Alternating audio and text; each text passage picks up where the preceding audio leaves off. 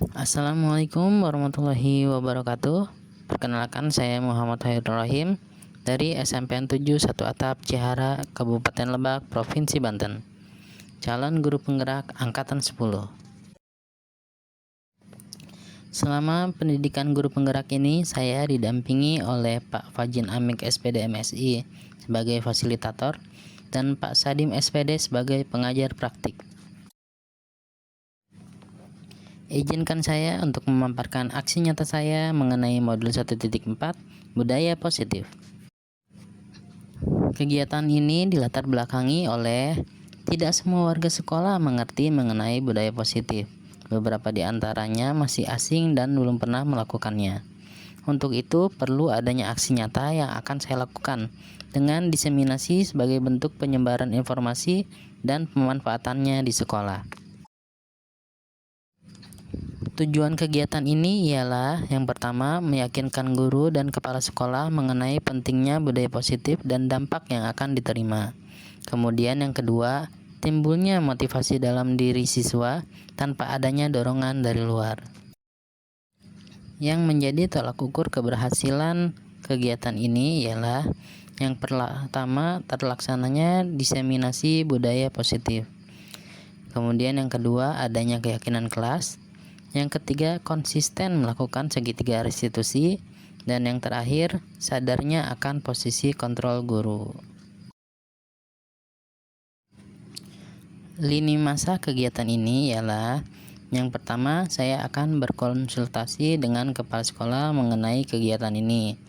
Kemudian, saya akan mensosialisasikannya dengan wali kelas yang ada di sekolah saya. Kemudian, saya lakukan diseminasi dengan seluruh guru dan staf THU didampingi oleh kepala sekolah. Dan yang terakhir ialah membuat keyakinan kelas. Sedangkan dukungan yang saya butuhkan untuk keberlangsungan budaya positif ini ialah yang pertama, dukungan dari kepala sekolah, yang kedua, dukungan dari guru-guru, yang ketiga, dukungan dari staf TU beserta fasilitas sekolah, dan yang terakhir, adanya dukungan dari murid. Berikut ini merupakan diseminasi mengenai pemahaman dan pengalaman dalam penerapan budaya positif yang sudah saya lakukan.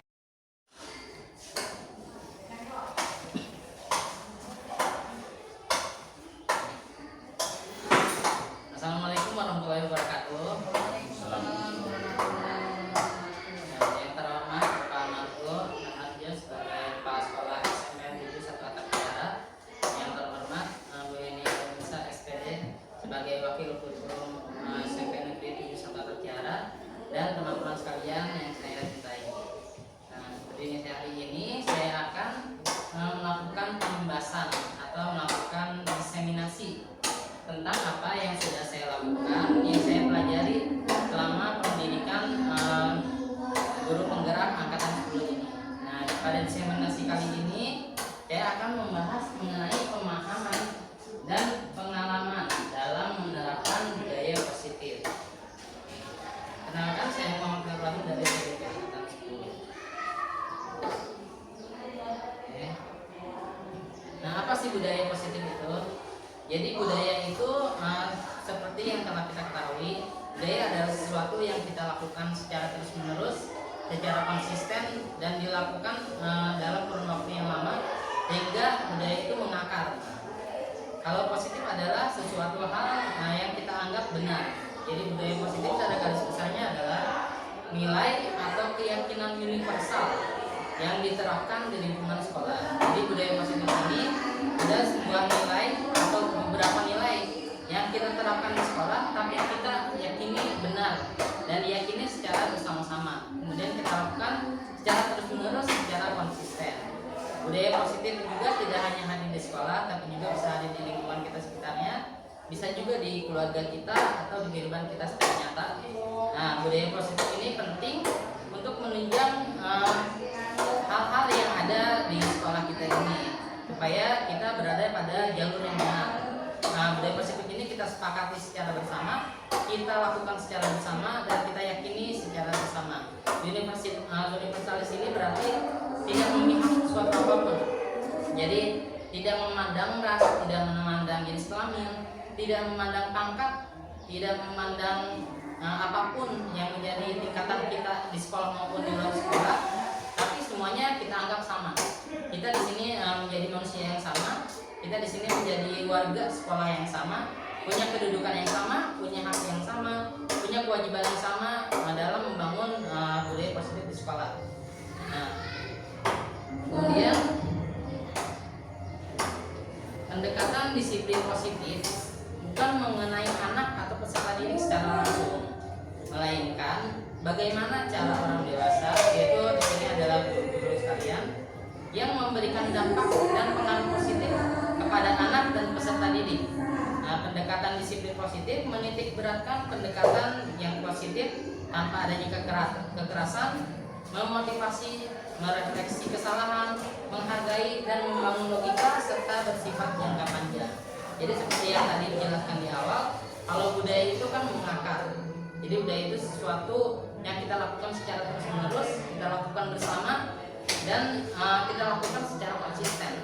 Baik itu berupa perlakuan, kegiatan maupun ucapan.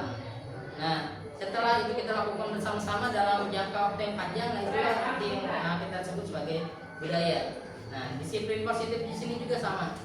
Jadi kita lakukan secara bersama-sama, secara konsisten, secara terus-menerus, dan tidak memandang jenis kelamin, tidak memandang apapun tingkatan kita, tapi semuanya dianggap sama. Disiplin positif juga memotivasi kita. Jadi tidak mengekang kita, tidak yang namanya hukuman, tidak ada yang namanya kekerasan, tidak ada yang namanya hal-hal yang negatif, kesalahan. Tapi di sini kita saling menghargai, kita membangun bersama, kita merefleksikan bersama-sama. Yang pertama ada tahap pengkondisian. Jadi beberapa tahap dalam budaya positif ini. Yang pertama itu pengkondisian. Nah, pengkondisian ini bisa dilaksanakan dalam beberapa aktivitas. Seperti contohnya melakukan sosialisasi gerakan disiplin positif.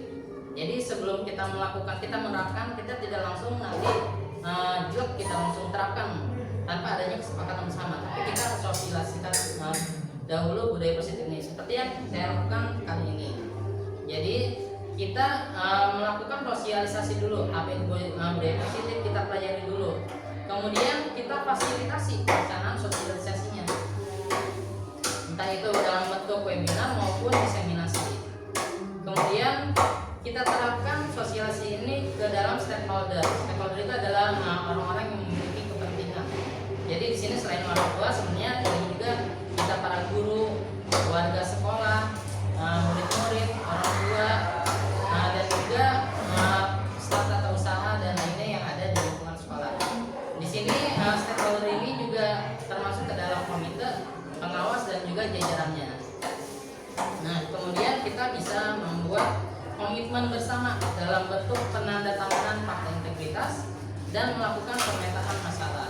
Jadi setelah kita melakukan sosialisasi, kita bisa melakukan penandatanganan fakta integritas, apa yang nantinya akan terjadi jika kita melakukannya dan tidak melakukannya, dan melakukan pemetaan masalah. Jadi kita harus tahu sebenarnya di sekolah kita itu apa yang kita butuhkan, apa yang kita permasalahkan.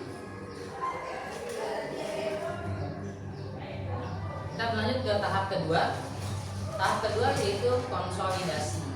Apa itu konsolidasi? Jadi konsolidasi ini memiliki tujuan untuk menyiapkan daya dukung pelaksanaan disiplin positif di sekolah.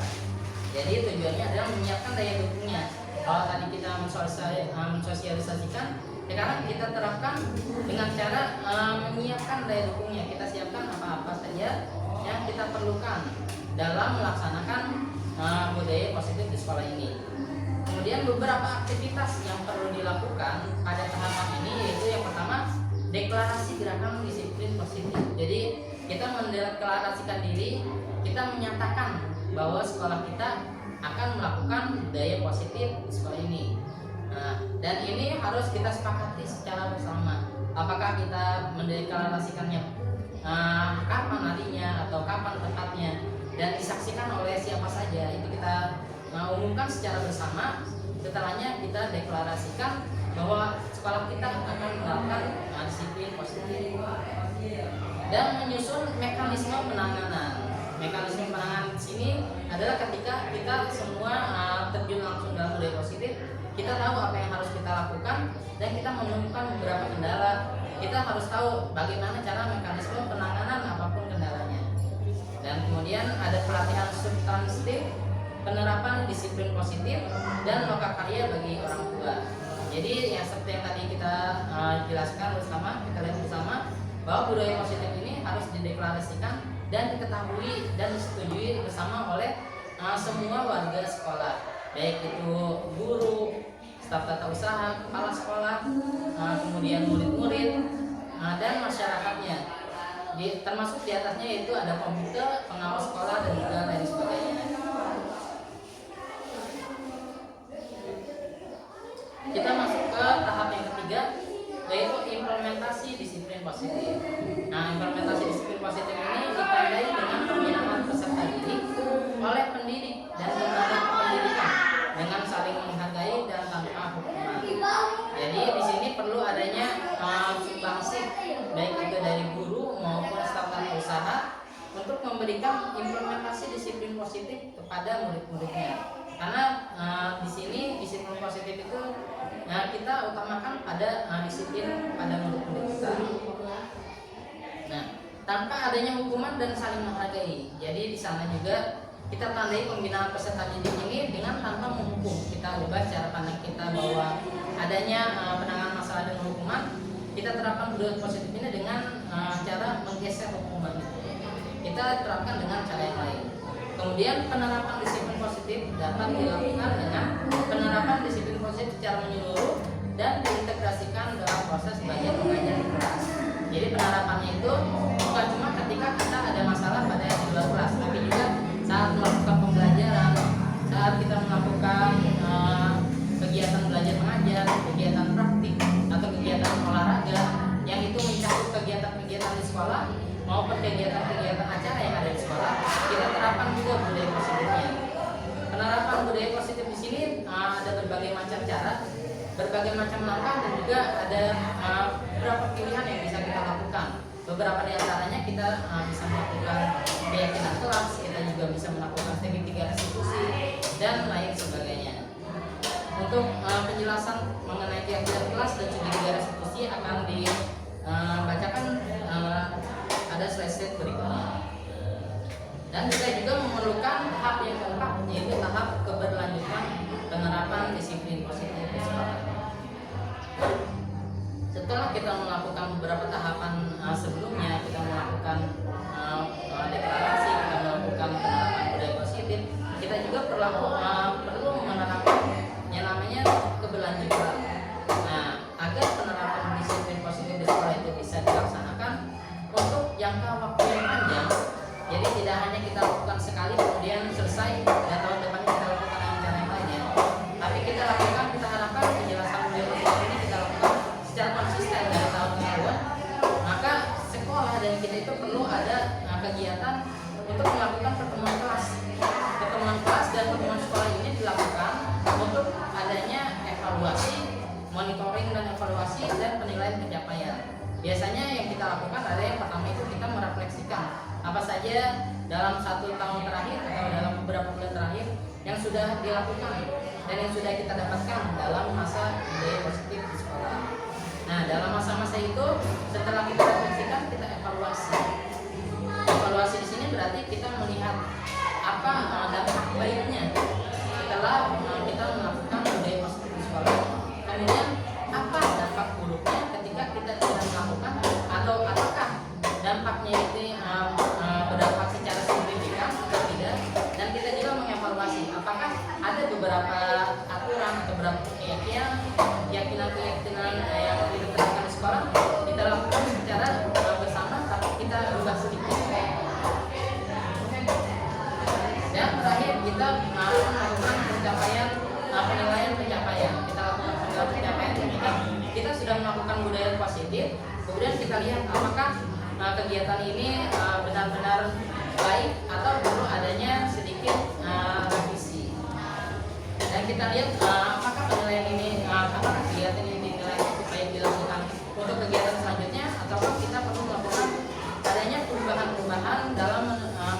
mencapai budaya positif yang lebih baik lagi. Nah, selanjutnya ada teori kontrol. Di dalam teori kontrol, perilaku apapun yang terjadi, jadi apapun yang terjadi itu termasuk ucapan siswa ataupun termasuk perlakuan siswa, termasuk yang dilakukan oleh murid, sebenarnya itu mempunyai tujuan. Jadi kadangkala kita melihat murid kita melakukan sebuah kesalahan dan kita plok bilang kalau murid itu salah, sebenarnya tidak seperti itu.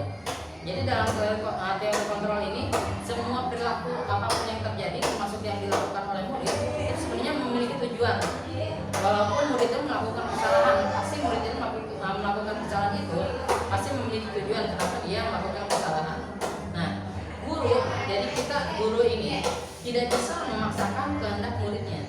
Jadi ketika murid melakukan kesalahan, kita langsung bilang kalau kamu tidak boleh melakukan itu atau kamu harus melakukan ini. Kita tidak bisa memaksakan kehendak murid. Kita tidak bisa memaksakan kemauan murid. Kita tidak bisa memaksakan apa yang ingin dilakukan oleh murid. Nah, miskonsepsi terjadi ketika guru menggunakan rasa takut dan rasa bersalah untuk mengontrol murid. Jadi pada teori kontrol ini dijelaskan bahwa semua orang, termasuk murid-murid kita itu sebenarnya punya kontrolnya diri sendiri. Kita tidak bisa mengontrol murid untuk melakukan apa yang kita inginkan, untuk melakukan apa yang sudah menjadi peraturan sekolah. Karena sebenarnya yang kita lakukan selama ini adalah menggunakan rasa takut dan rasa bersalah untuk mengontrol murid. Maksudnya gimana?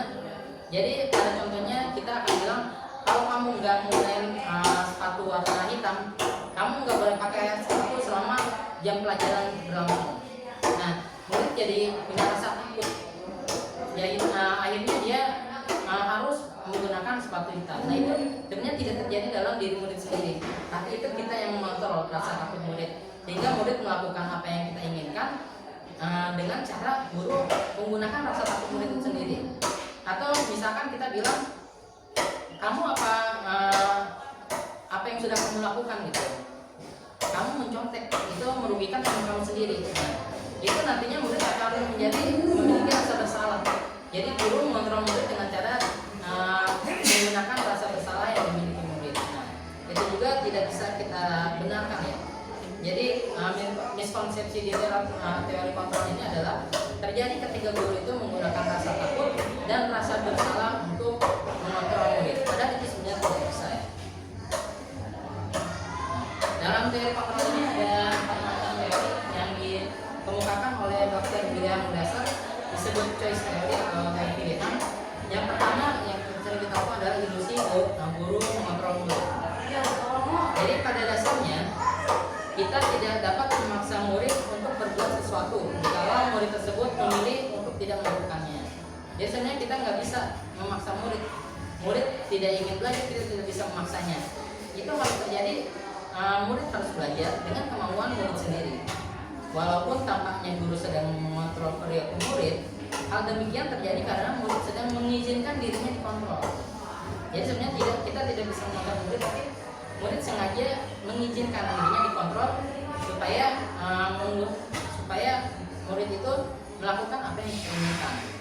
Nah, saat itu bentuk kontrol guru menjadi kebutuhan dasar yang dipilih murid tersebut.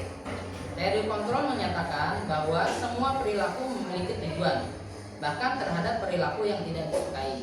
Jadi semua kesalahan murid sebenarnya murid itu memiliki tujuan kenapa dia melakukan sebuah kesalahan. Kemudian yang kedua, ilusi bahwa semua penguatan positif efektif dan bermanfaat. Nah, penguatan positif atau bujukan adalah bentuk-bentuk kontrol. Segala usaha untuk mempengaruhi murid agar mengulangi suatu perilaku tertentu adalah suatu usaha untuk mengontrol murid tersebut. Dalam jangka waktu tertentu, kemungkinan murid tersebut akan menyadarinya dan mencoba untuk menolak bujukan kita, atau bisa jadi murid tersebut menjadi tergantung pada pendapat sang guru untuk berusaha. Jadi sebenarnya penguatan positif efektif dan bermanfaat ini segala usaha untuk mempengaruhi murid itu mengulangi segala perilaku adalah usaha untuk mengontrol murid. Jadi kita melakukan setiap hari kita menyuruh murid untuk melakukan pembelajaran, menyuruh murid untuk membaca materi, dan itu dilakukan secara berulang-ulang sehingga nantinya murid akan sadar kalau ini bukan keinginan dia sebenarnya, tapi ini perintah dari guru. Jadi itu motivasinya dia tahu, dia akan sadar kalau motivasinya itu hadir dari luar dia sendiri. Dia tidak ingin belajar atas keinginan dia sendiri, dan ini dia akan sadar ketika kita melakukannya secara berulang-ulang. Jadi setiap hari kita suruh murid itu untuk belajar, nanti murid sendiri akan sadar kalau saya akan belajar kalau disuruh oleh guru. Kemudian ada ilusi bahwa kritik dan membuat orang merasa bersalah dapat menguatkan karakter. Jadi kadang-kadang kita bilang nggak apa-apa kita kritik murid, nggak apa-apa kita bikin murid merasa bersalah, karena nanti menguatkan karakter dia. Nah, menggunakan kritik dan rasa bersalah untuk mengontrol murid menuju pada identitas yang gagal. Jadi di sini ada identitas gagal. Mereka belajar untuk merasa buruk tentang diri mereka. Mereka mengembangkan dialog diri yang negatif. Kadang-kala sulit bagi guru untuk mengidentifikasi bahwa mereka sedang melakukan perilaku ini, karena seringkali guru cukup menggunakan suara halus untuk menyampaikan pesan negatif. Di sini jadi maksudnya itu adalah ketika kita mengontrol murid dengan melakukan rasa bersalah, dengan menggunakan rasa bersalah yang ada pada murid, nanti murid akan merasa bahwa dirinya itu adalah orang yang gagal. Murid itu akan merasa kalau dia itu adalah orang yang salah. Apalagi ketika kita lakukan secara berulang-ulang bahwa kamu salah, nanti karakter murid dengan sendirinya dia akan bilang kalau saya memiliki karakter yang gagal. Ini tidak bisa dilakukan secara berulang-ulang. Berakibat akan menjadi murid menjadi orang yang negatif secara permanen. Kemudian ilusi bahwa orang dewasa memiliki hak untuk memaksa. Ini sering terjadi ketika kita merasa kalau diri kita itu berada di atas murid-murid kita. Kita merasa bahwa diri kita itu lebih tua dan murid-murid kita itu lebih muda dan harus menunjang kita. Ini juga berlaku di luar kehidupan sekolah ya. Nah, banyak orang dewasa percaya bahwa mereka memiliki tanggung jawab untuk membuat murid-murid berbuat hal-hal tertentu. Apapun yang dilakukan dapat diterima. Jadi apapun yang dilakukan oleh orang dewasa, murid itu harus diterima selama ada sebuah kemajuan berdasarkan sebuah pengukuran kinerja. Pada suatu saat pula orang dewasa akan menyadari bahwa perilaku memaksa tidak akan efektif untuk jangka waktu yang panjang dan sebuah hubungan permusuhan akan terbentuk. Jadi di sini ketika kita melakukan pengkontrolan terhadap murid dengan cara melihat bahwa diri kita itu lebih dewasa dari murid, dan orang yang lebih muda itu harus nurut kepada orang yang lebih dewasa, nanti lama-kelamaan murid sendiri akan melihat bahwa nanti saya ketika dewasa akan melakukan hal yang sama. Dan ketika itu dilanjutkan, kemudian kita terapkan terus-menerus, akan ada yang namanya hubungan permusuhan yang terbentuk. Jadi murid akan melihat bahwa guru itu sebagai musuhnya karena telah mengatur apa yang sudah menjadi kehendaknya. Di sini juga kita akan belajar mengenai nilai-nilai kebajikan. Ki Hajar Dewantara mengartikan disiplin positif sebagai bentuk kontrol diri, yaitu belajar untuk kontrol diri agar dapat mencapai suatu tujuan yang mulia. Jadi menurut Ki Hajar Dewantara itu disiplin itu sebagai suatu cara kontrol diri agar kita mencapai suatu tujuan yang mulia. Tujuan mulia di sini mengacu pada nilai-nilai atau prinsip-prinsip mulia yang dianut seseorang. Kita namakan nilai-nilai tersebut sebagai nilai-nilai kebajikan, virtues yang universal. Nilai-nilai kebajikan universal berarti nilai-nilai kebajikan yang disepakati bersama, lepas dari suku bangsa, agama, bahasa maupun latar belakangnya. Jadi nilai ini kita sepakati bersama tidak melihat status dari seseorang tersebut. Nilai-nilai ini merupakan payung besar dari sikap dan perilaku kita, atau nilai-nilai ini merupakan fondasi dari berperilaku. Nilai-nilai kebajikan adalah sifat-sifat positif manusia yang merupakan tujuan mulia yang ingin dicapai setiap individu. Jadi nilai-nilai kebajikan itu intinya adalah poin-poin yang positif yang kita ingin tuju supaya kita bisa memiliki hidup yang mulia.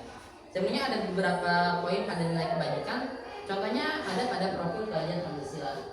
Ada 6 nilai kebajikan pada profil pelajar Pancasila. Mungkin kita juga sudah tahu, yaitu beriman, bertakwa kepada Tuhan Yang Maha Esa dan berakhlak mulia. Kemudian mandiri, bernalar kritis, berkebinekaan global, bergotong royong dan kreatif. Ada beberapa contoh lain, ada nilai-nilai kebajikan. Ini saya akan jelaskan.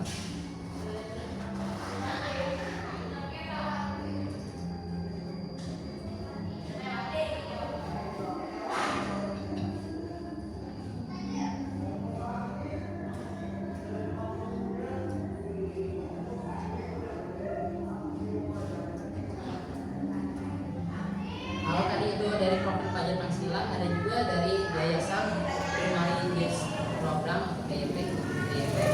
Nah, nilai kebajikan yang dia terapkan adalah toleransi, rasa hormat, integritas, mandiri, menghargai, antusias, empati, keingin-ahuan, kreativitas, kerjasama, daya diri, komitmen. Kita juga bisa mencari nilai-nilai kebajikan di kita sendiri.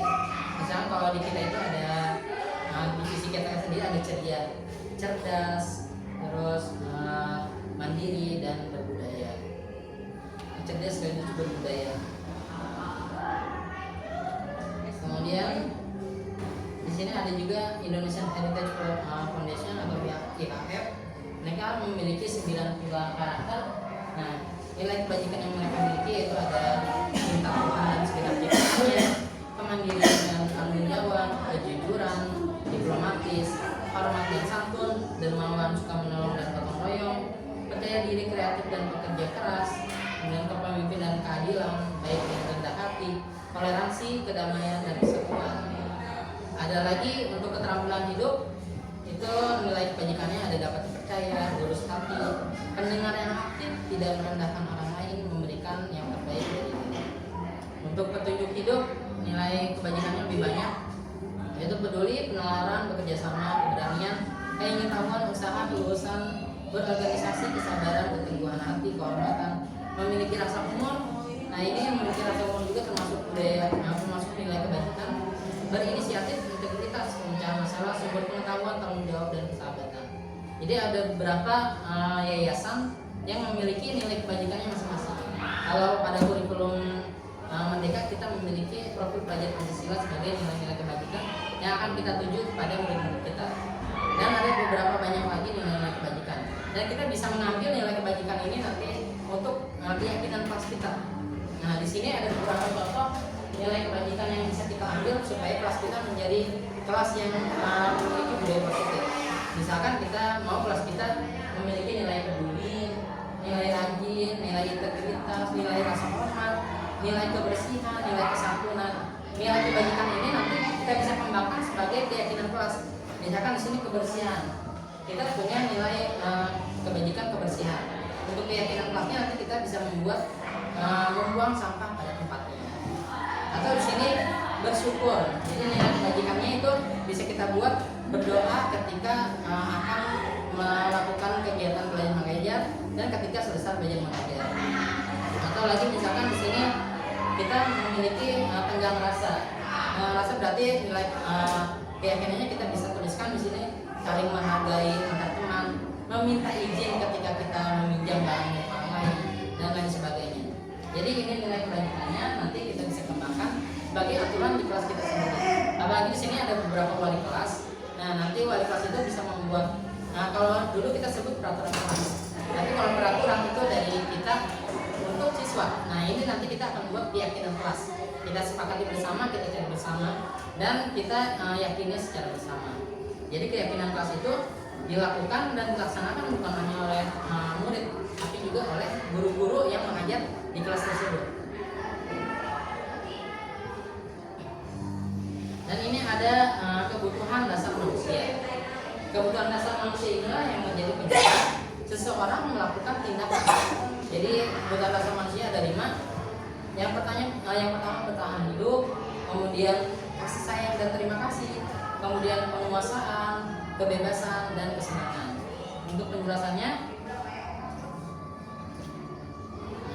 kebutuhan bertahan hidup atau survival adalah kebutuhan yang bersifat fisiologis untuk ketahanan hidup, misalnya kesehatan, rumah dan makanan. Jadi kebutuhan bertahan hidup ini bukan cuma apa yang ada yang kita inginkan pada diri kita sendiri, tapi kita inginkan ada di sekitar kita. Misalkan kita ingin keluarga kita juga bertahan hidup dengan sehat, kita ingin keluarga kita itu selalu mendukung kita dan lain sebagainya. Kasih sayang dan rasa diterima. Nah, walaupun di sini sebutannya adalah kasih sayang dan rasa diterima, kita lebih menyebutnya sebagai kebutuhan untuk diterima. Jadi kebutuhan untuk diterima ini bukan hanya berlaku pada seseorang yang kita kasihi, tapi juga seseorang yang kita ajar pada saat di sekolah. Jadi murid juga pengen kita itu menerima murid tersebut. Kadangkala kita melihat murid kita sebagai seorang yang gagal, tidak bisa melakukan apapun, memiliki banyak kekurangan, tapi tidak terlihat kelebihannya. Padahal dia juga punya rasa kasih sayang dan rasa diterima. Dia juga memiliki kebutuhan untuk diterima. Kadang-kala murid kita melakukan kesalahan untuk mencari perhatian kita. Nah, itu salah satunya adalah kebutuhan dia akan rasa diterima itu kurang. Jadi tadi ada 5 kebutuhan manusia. Nah, salah satunya ada kebutuhan rasa diterima. Mungkin murid kita tidak memiliki itu karena dia kebutuhannya tidak ada, kebutuhan untuk hidupnya tidak ada. Jadilah dia melakukan suatu tindakan yang kita anggap sebagai tindakan yang salah. Nah, tugas kita bukan untuk menghukum dia, tapi merestitusi bagaimana caranya dia melakukan suatu tindakan yang benar walaupun dia sudah melakukan tindakan yang salah. Jadi kita tidak anggap kalau dia itu melakukan suatu hal yang gagal, tapi kita ajak dia untuk menjadi suatu hal yang sukses.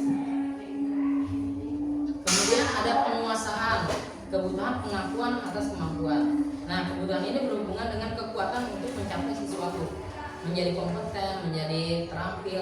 Kita ingin kalau kita sendiri, kita ingin menjadi terampil dalam sesuatu, kita ingin memiliki pengembangan diri, kita ingin menguasai IT atau kita ingin menguasai suatu bidang ilmu. Kemudian ada kebebasan, kebutuhan akan pilihan. Jadi kadang-kala murid kita melakukan suatu kesalahan karena itu bukan diri dia sendiri. Jadi kalau nanti kita mungkin akan bisa melakukan yang namanya tes awal pada pembelajaran supaya kita tahu murid kita itu tipe belajarnya apa. Kadang-kala tipe belajarnya itu visual atau dia melihat. Jadi kalau kita melakukan pembelajaran dengan kita terus-menerus memberikan penjelasan, dia jadi bosan. Padahal dia punya kebebasan untuk memilih kalau dia akan belajar dengan menonton film atau menonton video pembelajaran, atau dia punya kebebasan untuk memilih kalau dia belajarnya pengen praktik langsung. Nah, itulah pentingnya kita mengetahui apa saja kebutuhan dasar manusia supaya juga kita bisa mengetahui apa yang kita inginkan. Dan yang terakhir adalah kesenangan, kebutuhan untuk merasa senang. Kadang-kala kita melihat murid kita itu melakukan suatu tindakan di kelas yang membuat dia senang tapi tidak pada tempatnya. Contohnya ketika kita sedang menjelaskan tapi murid kita malah mencoret-coret halaman belakang bukunya. Nah, kita bisa terapkan itu. Kita bisa bilang kalau kesenangan ini bisa kamu dapatkan dalam eskul menggambar misalkan, atau dalam eskul melukis, atau eskul yang lainnya yang sesuai dengan bidangnya. Tapi saat belajar kita belajar dulu ya. Jadi tidak ada hukuman sebenarnya. Nah, itu tadi kebutuhan dasar manusia ada 5. Kadang-kala kita memiliki 5-5-nya atau kita memiliki beberapa di antaranya kita sudah merasa cukup. Tapi kadang-kala kita kehilangan satu hal dari sini, kita akan merasa kurang dan ingin mendapatkannya kembali. Seperti misalkan pada penguasaan, murid kita kadang tidak menguasai bola. Jadi dia pengen punya penguasaan terhadap bola. Jadi setiap istirahat dia minjem bola karena dia pengen belajar itu. Nah, itu tidak salah karena itu kebutuhan dasar manusia. Nah, kemudian ada motivasi perilaku manusia. Motivasi perilaku manusia ini dibagi menjadi 3: menghindari ketidaknyamanan hukuman, kemudian mendapatkan imbalan atau penghargaan dari orang lain, kemudian menghargai nilai dan kebajikan diri sendiri. Penjelasannya, yang pertama, menghindari ketidaknyamanan hukuman. Ini adalah tingkat terendah dari motivasi perilaku manusia. Biasanya orang yang memotivasi perilakunya untuk menghindari hukuman atau ketidaknyamanan akan bertanya, apa yang akan terjadi apabila saya tidak melakukannya? Jadi yang pertama itu kan menghindari ketidaknyamanan hukuman. Yang pertama dia tanyakan adalah, misalkan kalau saya tidak ngerjain tugas, apa ya yang akan saya dapatkan? Jadi kadang-kadang guru melakukan hukuman dengan kamu nggak ngerjain PR, Nah, orang bendera sampai jam pelajaran berakhir misalkan. Nah, karena dia takut mendapatkan hukuman dan dia tidak nyaman ketika mendapatkan hukuman. Tidak nyaman di sini adalah berupa misalkan dia malu, atau dia merasa capek atau merasa lelah. Jadi dia menghindari itu. Dia menghindari ketidaknyamanan dan menghindari hukuman itu. Jadi dia melakukan tugasnya. Nah, ini sebenarnya tidak bisa dilakukan secara terus-menerus. Karena nanti muncul kesadaran dalam diri dia sendiri kalau ini tuh salah. Dia tidak melakukan apa yang dia inginkan. Dan dia melakukan sesuatu karena hanya untuk menghindari. Motivasi yang ada pada dirinya adalah motivasi dari luar, bukan motivasi dalam dirinya sendiri. Kemudian untuk mendapatkan imbalan atau penghargaan dari orang lain. Nah, ini berlaku ketika kita melakukan tes pada murid-murid kita dan kita lihat skor siapa yang paling besar atau siapa yang paling benar melakukan penugasan. Ketika semua sudah berakhir, kita memberikan reward atau hadiah kepada murid kita yang skornya itu lebih besar. Nah, sebenarnya kita melihat ini sebagai hal yang positif, memberikan hadiah, memberikan semangat lewat perlakuan kita, memberikan semangat lewat hadiah-hadiah kecil yang kita berikan. Nah, tapi sebenarnya ini hanya satu tingkat di atas motivasi yang pertama. Di sini orang berperilaku untuk mendapatkan imbalan atau penghargaan dari orang lain.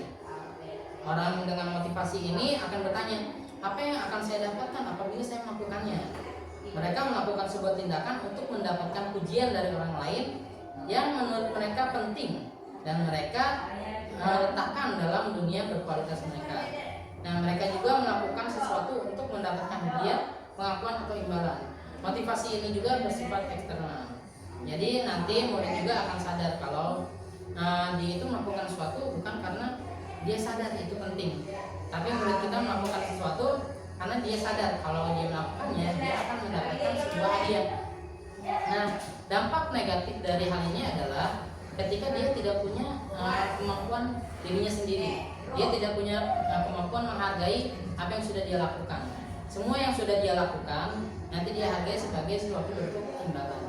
Dan kadang-kadang juga ketika kita melakukan ini secara konsisten, kemudian suatu ketika kita memiliki kendala untuk tidak melakukannya.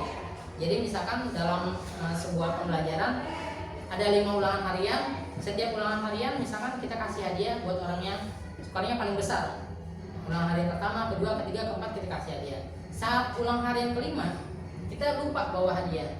Kemudian ada satu anak yang skornya paling besar. Nah, nanti dia akan kecewa ketika tidak mendapatkan hadiah tersebut. Dan ada juga kasus di mana dia menagihnya, karena dia anggap itu suatu hal yang benar. Kalau dia melakukan, kalau dia mendapatkan nilai yang besar, dia harus mendapatkan hadiah atau reward dari kita. Nah, ini juga tidak bisa dianggap hal yang benar. Mendapatkan imbalan atau mendapatkan penghargaan dari orang lain juga bukan motivasi dalam diri mereka sendiri.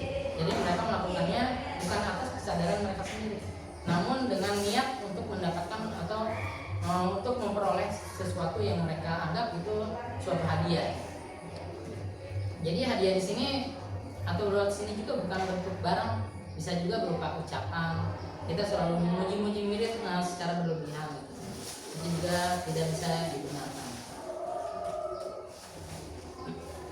Dan yang ketiga, untuk menjadi orang yang mereka inginkan dan menghargai diri sendiri dengan nilai-nilai yang mereka percayai. Inilah tingkatan terakhir dari motivasi dan tingkatan yang paling atas. Nah, orang dengan motivasi ini akan bertanya, akan menjadi orang seperti apa saya melakukannya. Jadi kalau saya melakukan suatu kejujuran, dia bakal sadar kalau dia itu orang yang baik. Atau ketika dia melakukan suatu tugas, dia akan sadar kalau sebenarnya dia itu orang yang bertanggung jawab. Pun sebaliknya, ketika dia lalai dalam melakukan suatu tugas, lalai dalam melakukan suatu usaha yang diberikan oleh guru-gurunya, ketika dia lalai, dia akan memperbaiki itu.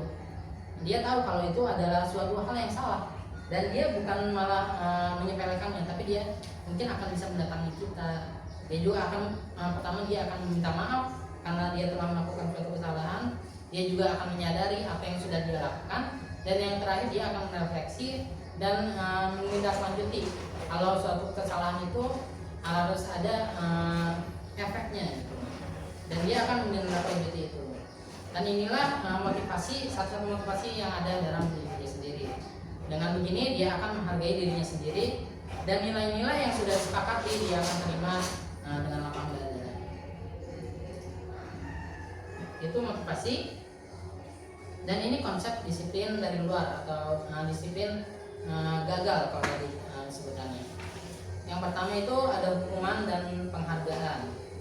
Hukuman itu adanya rasa takut dan tidak nyaman yang dihadirkan agar murid tidak melakukan suatu kesalahan. Nah, ini akan mengakibatkan murid berbohong dan merasa rendah diri ketika melakukan suatu kesalahan. Nah, mengakibatkan murid berbohong dan merasa rendah diri ini tidak serta-merta menjadikan murid itu lalu merasa lebih bersalah.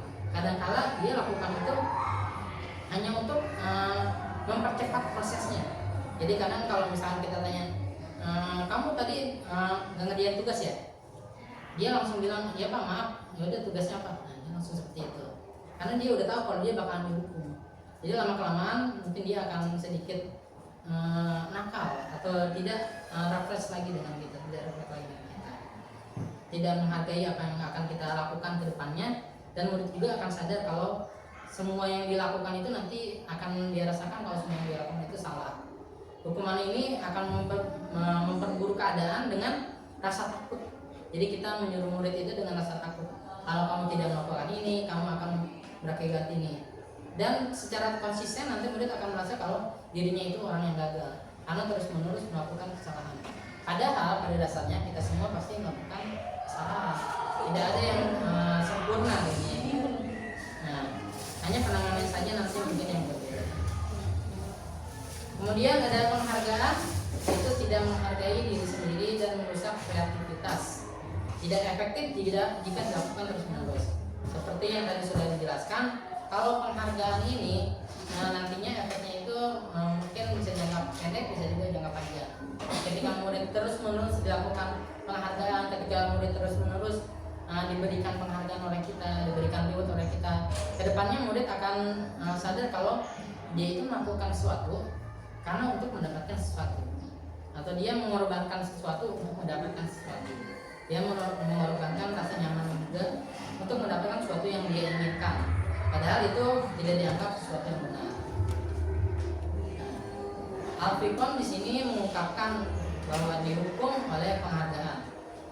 Saat kita berulang kali menjanjikan hadiah kepada anak-anak agar berperilaku tanggung jawab, atau kepada seorang murid agar mempelajari sesuatu yang baru, atau kepada seorang karyawan agar melakukan pekerjaan yang berkualitas, kita sedang berasumsi mereka tidak dapat melakukannya.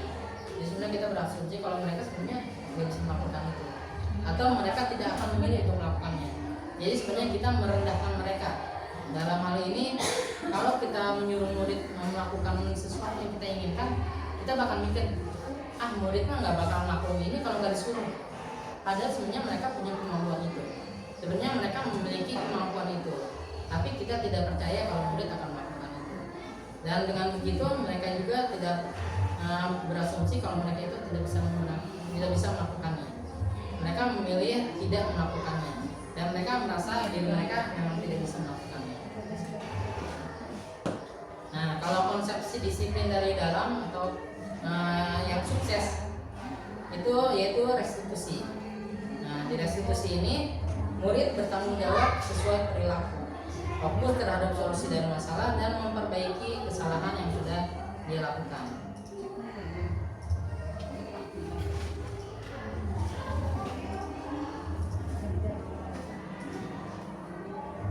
Nah, restitusi ketika murid berbuat salah, guru itu tidak mengarahkan untuk menebus kesalahannya dengan membaca ulang, memperbaiki kerugian yang timbul. Guru itu tidak begitu. Tapi guru itu mencoba memperbaiki kesalahan-kesalahan yang murid itu lakukan. Di sini ada 5 posisi kontrol kita sebagai guru dalam membuat dalam menangani suatu kesalahan murid. Nah, 5 posisi kontrol ini, pertama itu sebagai penghukum, kemudian yang kedua ada sebagai pembuat rasa bersalah, kemudian yang ketiga ada sebagai teman, keempat ada sebagai pemantau, dan yang kelima ada sebagai manajer.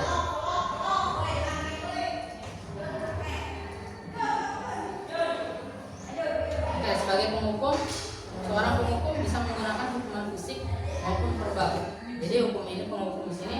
bisa dengan kata-kata atau bisa juga dengan perlakuan.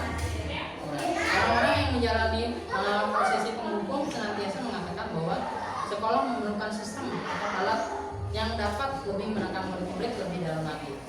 Guru-guru yang menerapkan posisi penghukum akan berkata, patuhi aturan saya, atau awas, kamu selalu salah, atau pasti selalu yang terakhir selesai. Nah, guru seperti ini senantiasa percaya hanya ada satu cara untuk pembelajaran bisa berhasil, yaitu cara dia.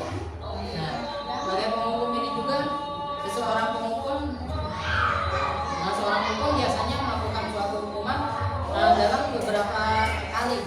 Misalkan kalau murid itu tidak mengerjakan tugas sekali, hukum dengan push up. Kalau tidak mengerjakan 2 kali, dihukum lebih berat, misalkan keliling lapangan.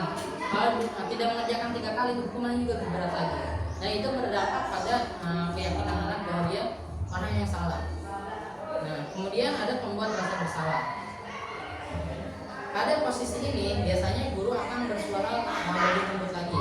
Pembuat rasa bersalah akan menggunakan keheningan yang membuat orang lain merasa tidak nyaman. Jadi guru itu biasanya merasa bahwa dengan melakukan kegiatan yang membuat suasana tidak nyaman, murid-murid akan lebih patuh pada dia. Nah, kata-kata yang kedua biasanya seperti, ibu kecewa sekali dengan kamu, atau berapa kali bapak harus memberitahu kamu, atau gimana coba kalau orang tua kamu tahu kamu berbuat begini. Nah, di posisi ini murid akan memiliki penilaian diri yang buruk tentang diri mereka. Murid merasa tidak berharga dan telah mengecewakan orang-orang kesayangannya. Karena ini sebenarnya berdampak buruk juga bagi murid dan berdampak buruk juga bagi guru, karena nanti kita akan dianggap sebagai guru yang killer gitu, atau guru yang seram gitu.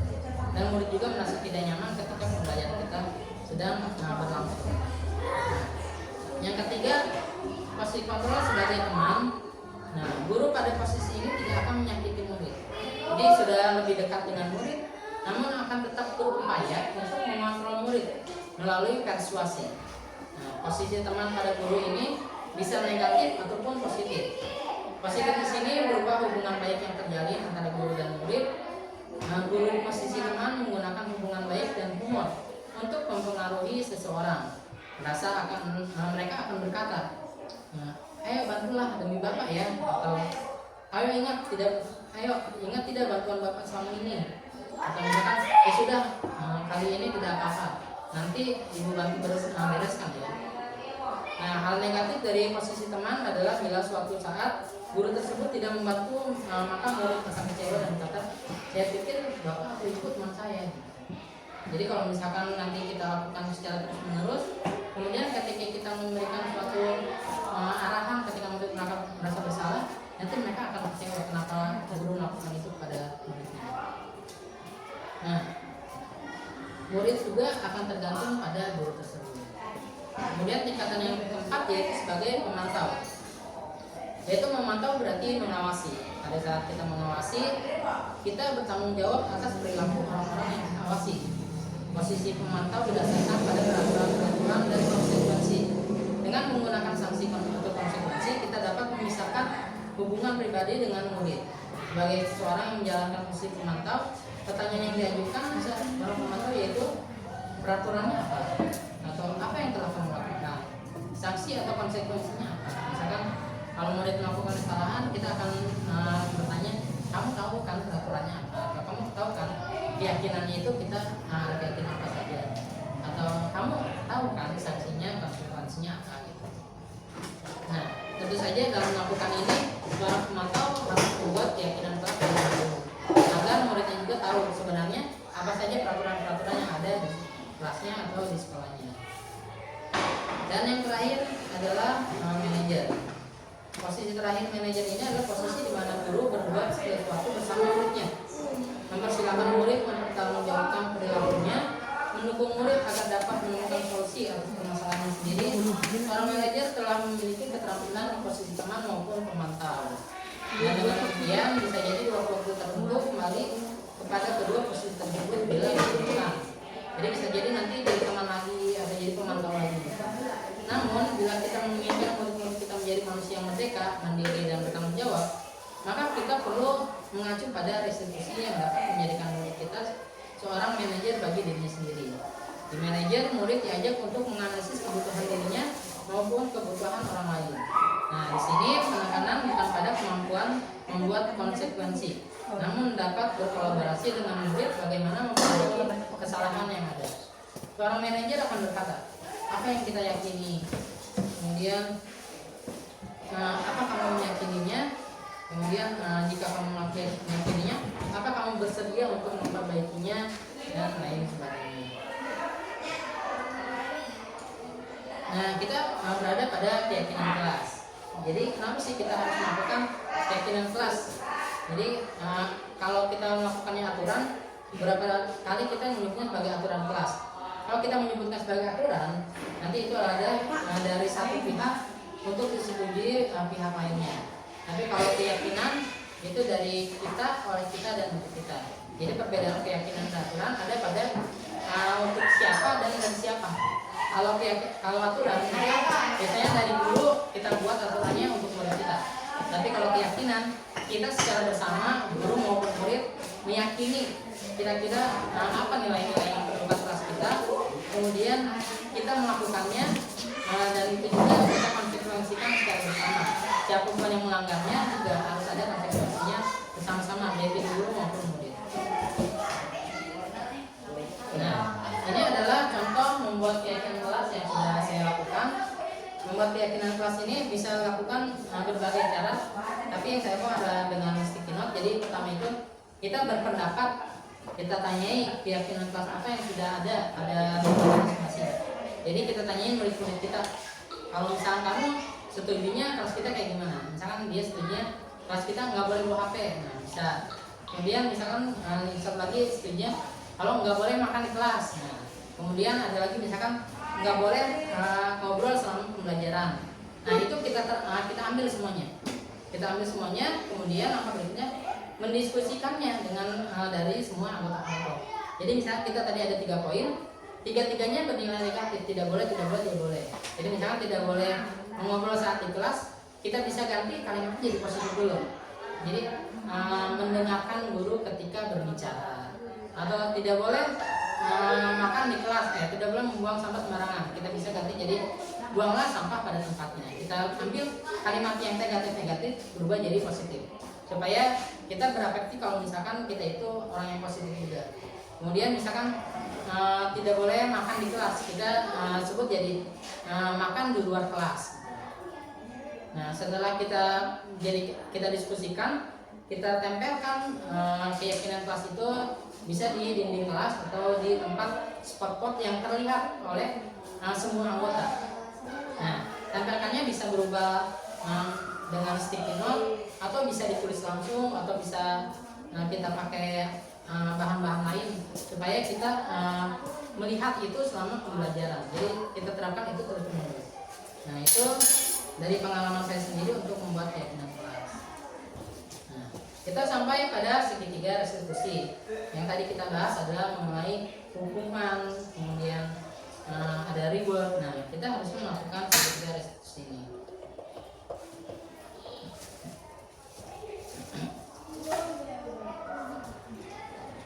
Jadi di segitiga restitusi ini ada sesuai namanya.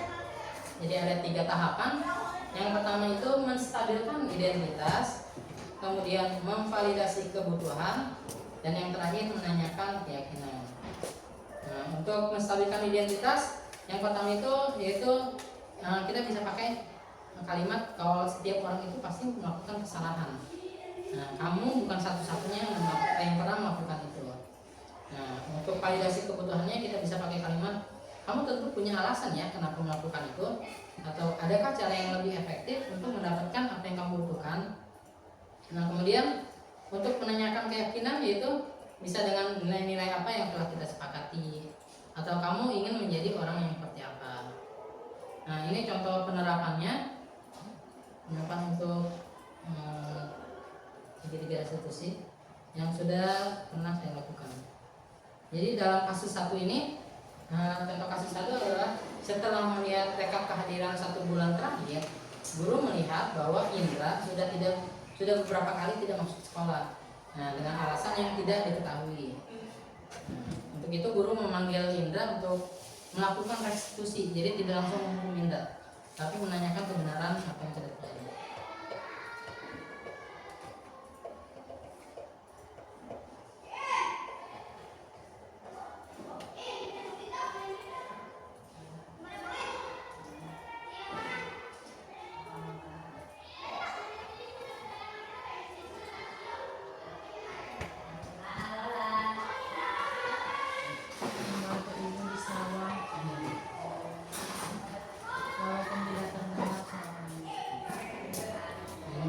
Jadi yang kedua itu memvalidasi.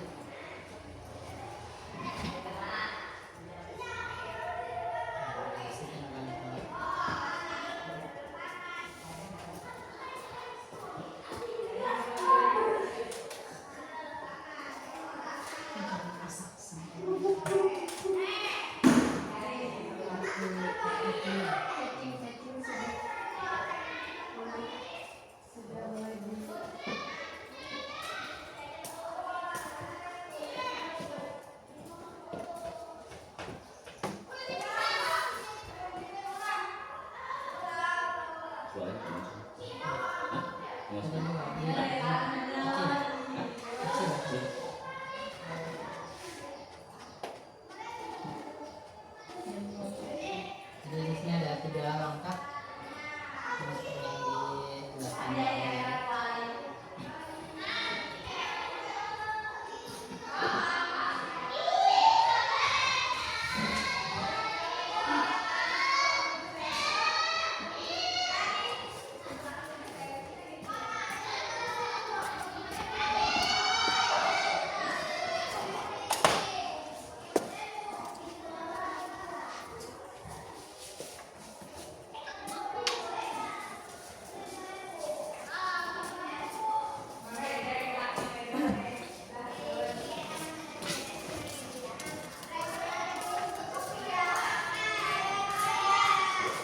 Jadi setelah kita melakukan restitusi, nanti kita bisa meminta tanggapan murid tentang apa yang kita lakukan.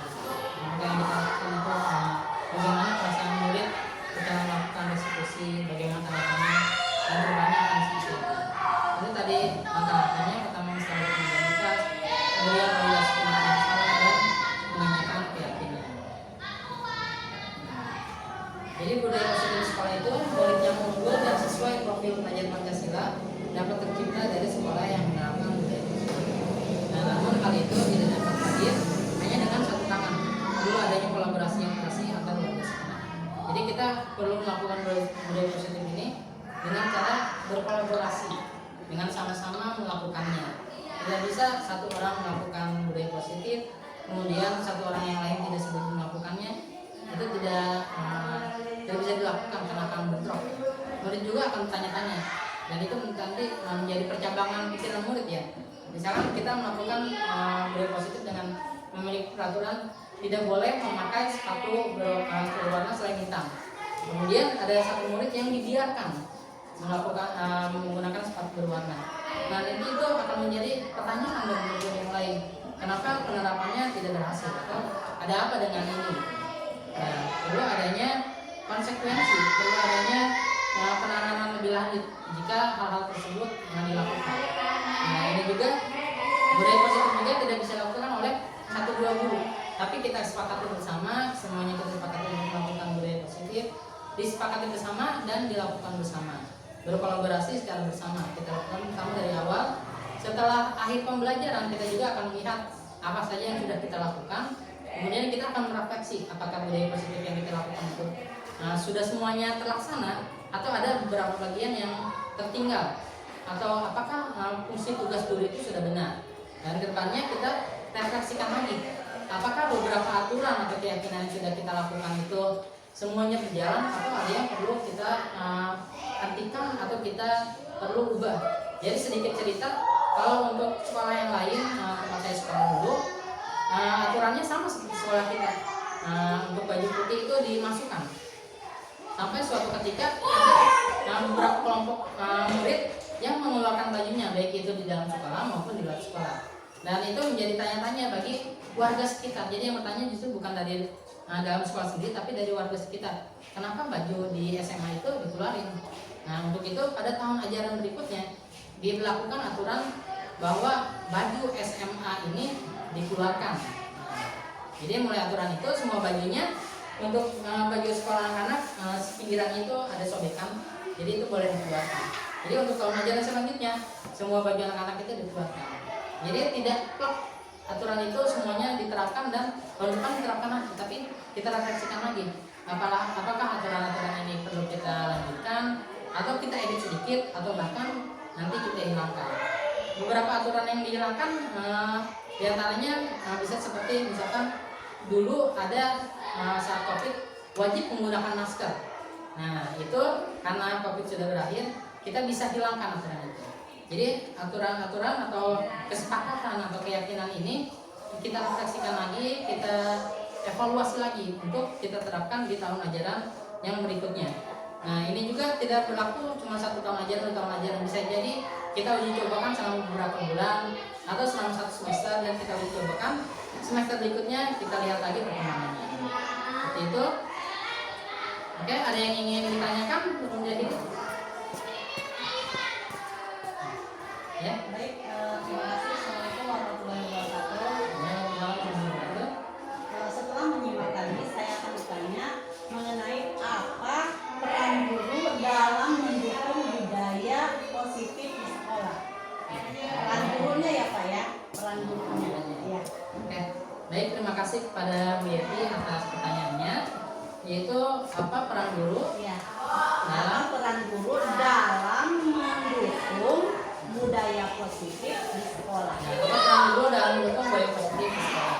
Jadi seperti kita ketahui dalam materi tadi, kita tahu bahwa guru itu menjadi sentralnya. Jadi guru yang bukan mengatur ya, tapi mengeksekusi bagaimana jalannya budaya positif di sekolah ini. Jadi selain eksekusi, kita juga menjadi role model. Hal penting dalam diri guru pada murid-muridnya adalah selain juga kita mengajari, juga mendidik. Nah, jadi peran guru di sini bisa menjadi role modelnya atau menjadi orang idealnya. Apa yang ingin murid itu lakukan di sekolah. Jadi misalkan kita harus berbuat baik, guru berbuat baik, nanti murid juga akan mengikuti. Istilahnya guru kencing berdiri, murid kencing berlari ya. Jadi apa yang sudah kita lakukan, apa yang sudah kita ucapkan, nanti murid kita akan mengikuti. Nah, jadi peran sentral guru itu adalah sebagai role model, sebagai bahan ideal untuk menjadi seruan muridnya. Itu mungkin teman-teman gurunya. Terima kasih Pak.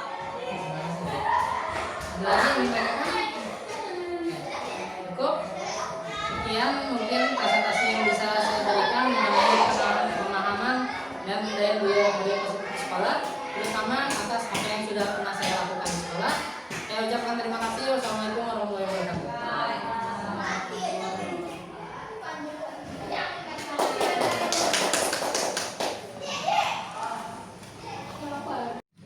Demikian kegiatan aksi nyata mengenai budaya positif yang telah saya lakukan di sekolah. Terima kasih telah menyimak. Salam guru penggerak. Wassalamualaikum warahmatullahi wabarakatuh.